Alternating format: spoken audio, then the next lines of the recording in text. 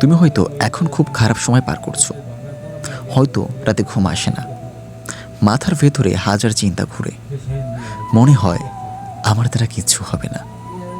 কিন্তু একটা কথা মনে রাখো, জীবনের সবচেয়ে বিপজ্জনক জিনিস হচ্ছে হাল ছেড়ে দেওয়া।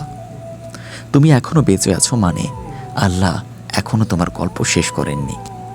দেখো ভাই, মানুষ আজকাল শুধু অন্যের সফলতা দেখে, কেউ দেখে না ওই সফলতার পেছনে কত রাতের কান্না ছিল। তুমি যখন কারো বড় গাড়ি দেখো, বড় বাড়ি দেখো, ভালো লাইফ স্টাইল দেখো, তখন নিজেকে ছোট মনে হয়। কিন্তু তুমি জানো না ওই মানুষটা হয়তো 5 বছর 10 বছর কষ্ট করেছে। আর আমরা কি করি? আমার ভাগ্য খারাপ। না ভাই, ভাগ্য খারাপ না, আমরা দ্রুত হাল ছেড়ে দিই। আর একটা কথা বলি, অন্য মানুষের সাথে নিজের জীবনের কম্পেয়ার করা বন্ধ করো। কারণ আল্লাহ সবাইকে আলাদা গল্প দিয়ে পাঠিয়েছেন।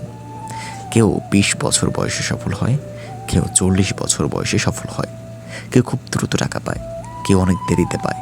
তাই বলে হতাশ হবার কিছুই নেই, তোমার সময় তোমার মতো করে আসবে। ভাই, মোবাইলটা তোমার জীবন নষ্ট করে দিচ্ছে, এটা বুঝো। সারাদিন short video scroll scroll scroll, তারপর রাতে এসে বলো লাইফে কিছু হচ্ছে না।